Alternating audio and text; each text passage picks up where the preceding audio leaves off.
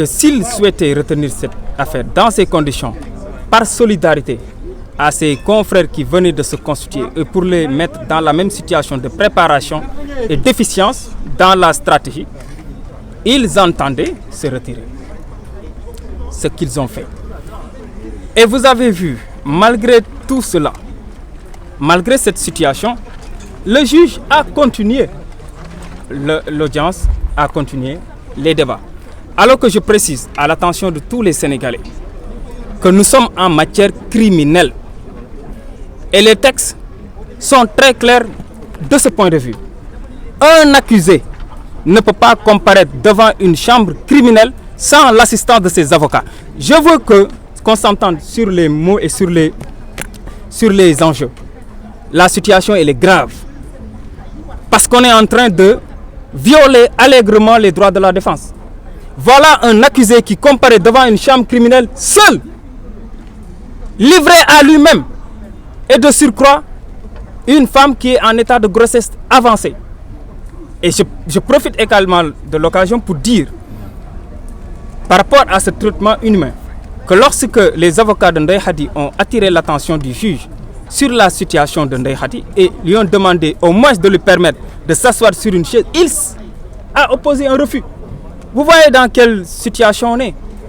Alors, quelles sont les motivations justement de ce procès? Est-ce qu'on est dans une situation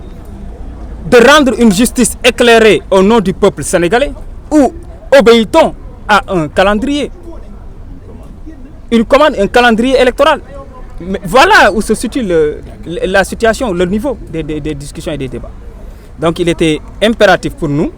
de porter à votre attention cette situation pour vous dire qu'il continue le jugement dans ces conditions de violation des droits de la défense. Donc voilà la situation. C'est d'abord qui présentez-vous. Maître Youssoufa Camara. Alors, Maître Youssoufa Camara, avocat Ousmane Sonko, avocat Ndeye Khady Ndiaye. Donc bañ ñëwee tey comme niñ leen ko waxee. ñëw nañu ci audience bi ci début bi. Président bi woon na dossier bi. woogul woon témoins yi. Avocat wu Ndeye Khady Ndiaye yi ñoom ñoo demandé woon ñu renvoyer ko. Parce que dafa am ay avocats yu bees yi nga xam nekkuñu woon ci instruction bi constitué wuñu woon tey nañu constitué yoon dafa wax nag avocat bu constitué am na droit xam dossier bi lan moo ci nekk en matière criminelle sax waxuñu xam dañu wax ni da ngay dem jëli copie dossier bi ci greffe ba donc loolu la yoon wax donc ñoom ba ñu constitué tey dañu leen war a bàyyi tey nañu soo di constitué parce que tey nañu am droit dem ci greffier en chef ni que dama constitué man diw jox ma copie bi greffier bi day en chef de la jox copie te vérifié wu ndax sa constitution c'est noté te sa constitution fii rek nañ ko mën noté mënoo bind lettre ma da ngay ñëw taxaw nga ni man damay constitué wu donc damay ay am na bare na tey avocat yu bare yu ñëw constitué pour Ndeye Khady Ndiaye donc ba ñu constitué pour Ndeye Khady Ndiaye ñu demande renvoi mu bañ les avocats de Sonko sont intervenus wax ni Ousmane jotul convocation bi parce que ce qui s'est passé na leer ci bopp nit ñëpp mooy dañuy def benn PV de police bi nga xam ni inspecteur Yàgg bi nekk fii commissaire Yàgg moo def benn PV ni dem na Ziguinchor am na benn commissaire bu nekk foofu moo ko assisté ñoom ñaar ñoo ànd dem kër Ousmane Sonko ba ñu demee kër Ousmane Sonko fekk nañ wax nañu nan la kër gi mel nan la bindoo ak yoon bi ñu ni gis nañu Ousmane Sonko jox nañ ko convocation bi mais bañ ne jox nañ ko convocation bi c'était le 13 xaw ma le 12 mais bañ ko waxee tamit kenn signé wul PV bi PV police boo ko signé wul dañu si war a bind ni jot nga signé nga wala jot nga bañ nga signé donc bind ñu si loolu yëpp donc kooku foo la ñun dañuy porter plainte pour ça parce que Ousmane Sonko mosu leen gis te également contre le commissaire qui l'a fait à Ziguinchor parce que foo la def pour tout dire que foo la bañ jógee si loolu dañ ñëwaat fii Dakar le 15 ñu dem këram saa doo ko notifié ni jot na ko ngay ñëwaat këram sentir le besoin fii Dakar di ko jox donc loolu mooy wane foo bi dafa leer yéen a ngi dégg donc foo bi dafa leer donc ñu dem ñu ñëw indi loolu ñun ba ñëwee ñu attirer attention tribunal ñu ni ko procès verbal de police bu ñu signé wul te bind ñu si refusé de signer mënu la saisir donc Ousmane Sonko da nga war jàpp ni jotul convocation te yu yoon wax mooy bu jotul convocation mënoo ko àtte sur ça ñu demande renvoi ni que malgré ça daañu koy indi bu ñu ñëwee Ousmane Sonko moom dafa mos a wax ne bañul ñëw keroog dégg ngeen ko ci conférence am mu ni dama bëgg bu may ñëw ñu respecter samay àq ak sama yelleef dégg naa ministre bi de la justice démb mu wax li nga xam ne xaw ma ndax juriste la dama demande kii fan la jàngee quoi bu waxee ni kenn du négocier ak kii dem justice kuy dem justice daal léegi dootoo sénégalais kooku bu ko waxee wax ku daan saret la kenn négocier wul Ousmane Sonko dafa ne lii mooy sama àq ak sama yelleef dama bëgg ñu respecter bu ñu ko respecter ma ñëw respecter ko mooy lan mooy bu mooy dañ ma convoqué Ndeye Khady Ndiaye ni muy jógee këram ñëw fii man damay jógee sama kër ñëw foofu bëgguma ñuy ñëw di tere sama waa kër ñu génn ak waa koñ ba ñetti fan avant suñu respecté loolu ñu bàyyi ma également ma ñëwal sama bopp sama coobare bopp ñëw ba tribunal damay ñëw Ousmane Sonko moo gën a bëgg procès bi jeex mais loolu la wax mu ne exigence am mooy loolu ba mu waxee exigence am mooy loolu ñun seeti nañu ay dox nañu waxante ak ay autorité yi ñoo leen ko yeggee mais ministre de la justice ak Fofana xaw ma li ñu wax loolu du waxu njiit kuy jiite da ngay tëddee njaxandaay nga xam ne ñëpp ngay jiite mais taxaw di wax du ñu négocier amul négocier àq ak yelleef doomu aadama la c'est-à-dire yoon dafa wax ne dëkk bi képp ku fi yeewoo am nga sañ-sañ dem fu la neex yoon rek moo la ko mën a tere amul décision de justice amul décision administrative bu wax ni Ousmane Sonko amoo droit génn tel jour amoo droit dem ak dellu si donc loolu ba mu amee wax nañ ko président bi donc pour vous dire que faux boobu am na ñoom li ñuy def noonu faux la parce que si acte bi mu ngi si dossier bi mënuñu wane fenn ni Ousmane Sonko signé na wala wax nañ ko mu signé bu bañ te yéen ñëpp yàgg ngeen ñëw fii tribunal xam ngeen PV de police même sàcc bu gën a ndaw bu ñu ko jàppee dañuy bind à signer ou à refuser de signer te bu ñu waxee ni signé na boo ñëwee tribunal loolu la yow yaa ko signé boo nee signé wu ma nag tribunal ne comme signé wuloo ko dañuy jàpp ne donc yow yaa xam li tax signé woo ko nga wax ñu li tax signé wuloo ko donc tribunal loolu la donc loolu moo indi ñu néew waa defal naa ko rek léegi boo ñëwee loolu moo am ñu suspendre ba ñu suspendre président bi dellu si ñëw woo dossier bi benn avocat Ndeye Khady jóg ni ko ñun dañu am déclaration président ñu xëccoo ba mu bàyyi ko mu def déclaration mun ko waroo def déclaration lu da ngay sulay exception mun ko loolu peut-être exception nañ ko mu tuddee mais naa ko wax mu bàyyi ko mu wax ko peut-être mu ni ko léegi ñun ay avocat dañu am ordre bu ñu tënk ordre bi dafa tëddee nee na mënuñu nekk ak ay di défendre même personne muy Ndeye Khady Ndiaye ñun ñenn ñi parce que dañu constitué woon depuis instruction muy ñetti avocat pour moom ñeneen ñi tey nañu constitué ngeen nit dañ leen ni xañ ñu xool dossier bi condition yooyu bu amee ñun dañuy retiré wu fekkee mun leen renvoyer pour may ñi soogaa di constitué même bu doon suba ñu xool dossier bi ñun dañuy génn parce que ñun ay avocat nañ ñun sommes solidaires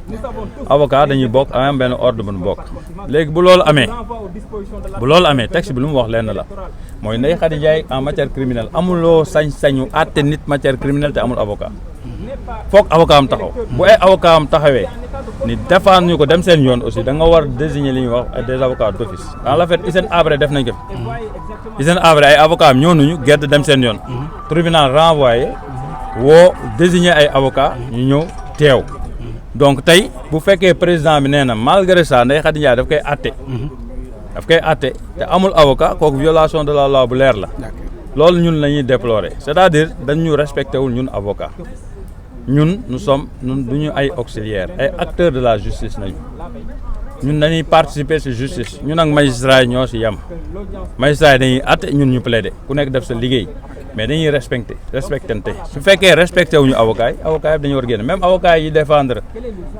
tey Adji Sarr normalement su fekkoon dañuy respecté règle solidarité ñoom dañu waroon génn. maintenant maître est-ce que yéen da ngeen fas yéene saisir seen ordre d'avocat pour. loolu daañu aviser parce que réunion guñu ci loolu. loolu daañu aviser pour xool mais jàpp leen ni tey li ñuy def nii du justice yoon li mu wax mooy Ndeye Khady Ndiaye mënuñu ko àtte te amul avocat booy avocat am taxawul. tribunal dafay renvoyer désigné d'office. dañuy wax tamit jigéen ju wérul la jamono ji loolu moom avocat am wax na ko parce que dañuy ñaanoon ñu may ko mu toog président bi bañ il n'a rien voulu comprendre. avocat am wax ko ni ko kii jigéen bu wérul la wax ñaata weer la ëmb ni mënut kii président bi bañ ni ko non du ma ko def fekk ñu indi chaise mu delloo leen chaise bi. bon ñu delloo chaise bi Ndeye Khady ni bu dee loolu ma taxaw. ba ñu suspendre ba dellu si moom président moo ñëw wax Ndeye Khady ndax da nga bëgg a toog chaise baa ngi nii Ndeye Khady ni ko non sànq yaa ma waxoon ni bu ma toog yaa ma ko bañaloon je ne vois pas pourquoi may toog. d'accord mu refusé. waaw mu refusé.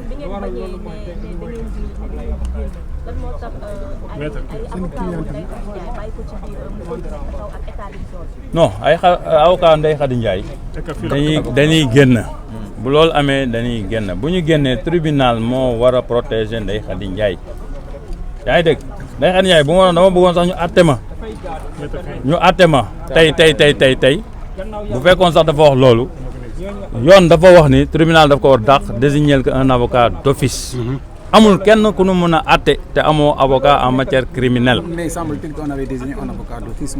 On a même pas désigné un avocat d'office amul benn avocat d'office bu ñu fa désigné. Alors en ce moment Ndeye Khady Ndiaye mu ngi ci biir tribunal bi toute seule sans ses avocats. waaw léegi juge bi bu ñu ko àttee aussi moom mën nañu wax ni que ni moom mooy perte parce que elle est là-bas toute seule sans ses avocats. non perte parce que bu ñu ko àttee su dul yoon li nga xam ne violation flagrante de la loi la kañ violation flagrante de la loi lu leer la loi bi lu mu wax mooy mënoo àtte nit en matière criminelle te amul avocat bu fekkee avocat am dem nañu da nga war désigner d'office benn avocat. wax naa leen fii ni leen Hissène Habré dañ ko fi indi ay avocat am bàyyi ni dematuñu mais dañ ko désigné ay avocat d'office Hissène Habré ñëw ni leen ñii duñ ma àtte avocat yooyu ñëw taxaw ba ñu ñëwee taxaw aussi ñoom dañuy wax ni ordre bi moo leen sant ñu ñëw taxaw ko.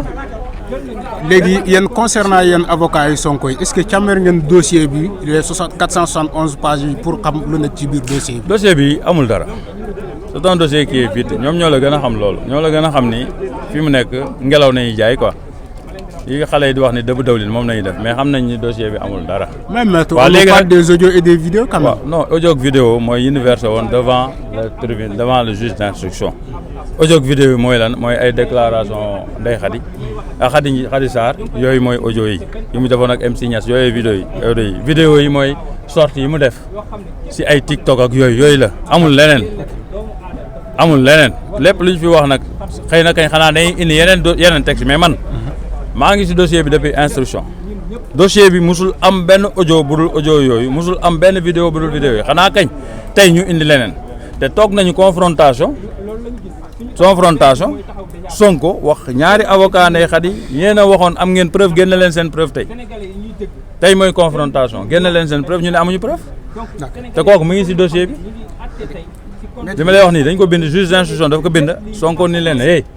yow yaa taxaw si presse bi yow avocat tel nga ni am nga ay preuve bu jotee daañu ko génne tey la waxul dëgg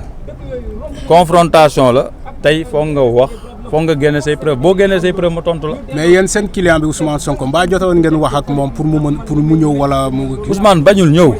Ousmane moom bañul ñëw c'est que lii nit ñi di fàtte mooy loolu mooy bañul ñëw waaye ki nga xam ne boo ñëwee ñu buntu xataal la jéem la toroxal xam nga moom wax na ko nee na leen mënu leen ma toroxal xam nga li nga xam ne si bopp nit lay daw mënoo ko toroxal idée kenn mënu ko toroxal mais ñoom loolu lañuy bëgg mu ñëw ñu pamte dugal si char de combat indi tribunal par force toj ay vitre dem këram ay jabaram du génn ay doomam du génn dem boutique ba sax da leen të si ki nga xam ne citoyen nga amul benn dogal bu wax ni du dogal administration du dogal yoon bu wax ni amoo droit génn amoo droit circuler tey bu ñëwoon fii ñu bombardé ko ay grenades lacrymogènes pour mu bañ a ñëw ñoom kañ nañu wax ni dañu organiser procès bi def le tout pour mu bañ a ñëw ministre de la justice dégg ngeen li mu wax kooku wax ko daan saret la ay du ñu négocier ak ñun négocier wuñu dañu wax ni du ay ministre Fafana mu ni ay conditions ñun posé wuñu condition dañuy wax exigence la ku nekk da nga am sa àq ak sa yelleef mooy Sénégal moo wax ci constitution bi le droit d'aller et de venir l'habeas corpus kooku depuis 17e siècle la du ñun ñoo ko kii moo tax l'habeas corpus boobu moo tax mënuñu la jël di la pamte di la dugal ci char de combat te amuñu décision donc loolu yëpp moo tax Ousmane mu ni Ousmane nee na man mun naa ñëw bu ma ñëwee naa def sax en sorte que ku may supporter nga ñëw tribunal naa ñëw tranquillement tribunal mais nañu respecter samay droit fekkee dama nan ñëw Dakar ñu may jël di ma pamtamte di ma dugal ci ay char de combat di kas samay vitre di gazer sama kër ak sama buntu kër di tere samay jabar ak samay doom ak même samay dëkkaale ñu génn dem doxi seen soxla parce que procès dafa am ci conditions yi du ma ñëw mais bu fekkee état du Sénégal parce que dañuy wax dëgg suñu impôt nañuy fayee ñun suñu sécurité ñi taxaw ñëpp suñu xaalis lañ leen fay suñu xaalis la jógewul beneen xaalis même bitim réew bu leen joxee xaalis ñun la lebal président Macky Sall lebalul keneen bitim réew bu ñu mayee xaalis ñun la ko may peuple bi musul leen gis tubaab mu may xaalis benn président ni ko yow laa ko may peuple bi nañ ko may donc ñun ñoo ko moom à partir de ce moment ñun dañu am ay àq ak ay yelleef yi nga xam ne état bi moo ko war sàmm képp nag ki nga xam ne sàmm ko am nga droit ni sàmm ko du ma ko def du ma ko nangu parce que loolu yoon moo ko wax état bi moo war assurer sécurité ñëpp dama ni ñu ne mos juger ñëpp même ñu ne juger Nuremberg ñooñu ay criminels de guerre nañu ñu rey ay millions de personnes mais ban leen di juger jéem nañu respecter au moins la forme mais tey boo ñëwee fii dis lu fi xew si tribunal jéemu si sax respecter la forme juge bi nga xam da ngay atte code de procédure pénale ni la kii ngay atte mënoo ko atte te amul avocat bu ay amul avocat yow da nga ko war désigner avocat d'office nga koy atte kooku mooy lan. Maître, je voulais juste un résumé sur la question de la plainte en France. Vous dites que vous avez porté plainte contre l'officier de Ziguinchor pour faux et usage de faux. Voilà, c'est sur ça, on a décidé de le faire parce que on est parti à Ziguinchor, je crois le 12 ou le 13, pour dire que on a, moi officier de police, je me suis déplacé à Ziguinchor, assisté, parce que je me suis déplacé, je suis un officier de police, je me suis déplacé à Ziguinchor, j'ai trouvé là-bas un commissaire, le commissaire m'a assisté, j'ai été chez Sonko pour lui servir la citation, pour lui demander de venir à l'audience.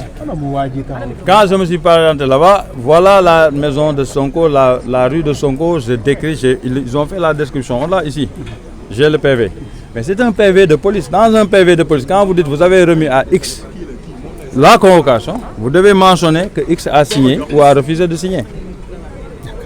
Dans le PV, ils disent qu'ils ont remis à Ousmane Sonko. Ousmane Sonko dit j'ai pas reçu. Qu'est-ce qui peut départager cet officier de police par rapport à Ousmane Sonko? C'est la loi. La loi dit qu'en pareil cas, il faut qu'il soit mentionné sur le PV qu'il l'a reçu en personne ou qu'il a refusé de le recevoir et qu'il a refusé de signer. Mais vous dites dans ce PV de police, que dans ce PV de police, vous dites qu'il a reçu. Mais vous n'avez pas dit qu'il a signé, vous n'avez pas dit qu'il a refusé de signer. Donc, je dis, même les PV de flagrant délit qui se passent ici, pour des vols simples, quand on amène ici un gosse, ce qu'on lui demande, c'est vous qui avez signé le PV. Ou quand il a